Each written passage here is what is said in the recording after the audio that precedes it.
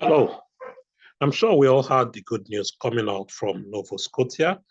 So I'm just going to backtrack and shed some more light on it.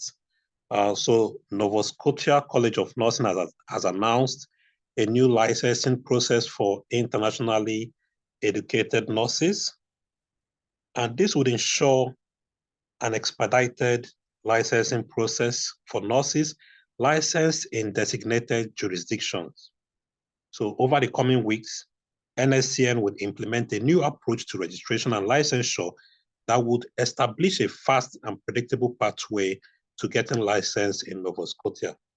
So registered nurses who demonstrate good standing and good character and who are currently licensed in either the Philippines, India, there's Nigeria, USA, UK, Australia, New Zealand, or a Canadian province or territory would be eligible for registration and licensure in Nova Scotia immediately with no additional requirements other than passing the registration exam. That's if you have not already done so.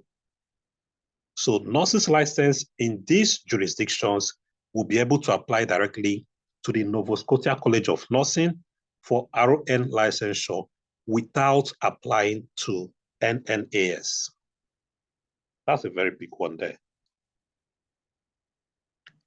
Again, when do these changes take effect? So these changes are going to take effect from March 29, 2023 for registered nurses who hold current license in any Canadian province. But for people who do not, it's going to take effect from May 1st, 2023, if you hold a current license in either of the Philippines, India, Nigeria, USA, UK, Australia, and New Zealand. Again, what are the eligibility criteria? Very simple, straightforward.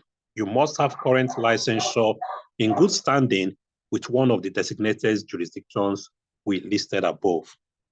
And what does the application process entail? So let me talk about that for a few seconds. First, you'll be required to complete an NSCN application. Afterwards, you will need to submit 2 pieces of identification, and then you will need to proceed and arrange for verification of registration from your nursing regulatory board. This has to be submitted directly to the NSCN.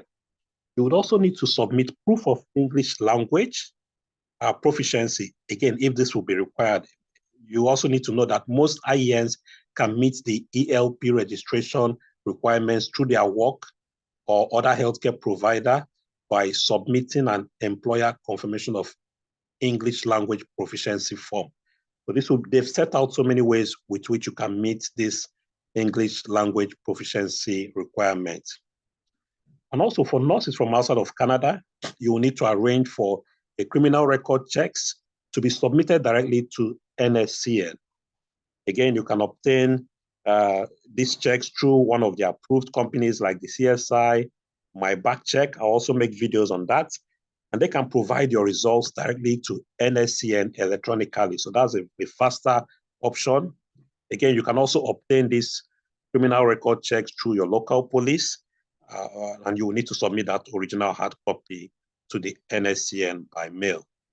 Again, to summarize, the good thing about this new process is the fact that nurses licensed in those jurisdictions we mentioned will be able to apply directly to NSCN for RN licensure without having to go through NNAS.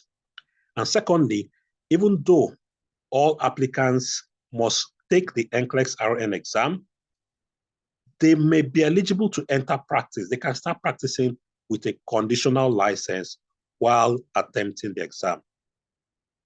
Okay, so I'm going to try and keep updating you as the process unfolds. But the only way you can get this update is when you subscribe to this channel. Remember to click the bell icon to get instant notification when we upload new content. Thank you very much.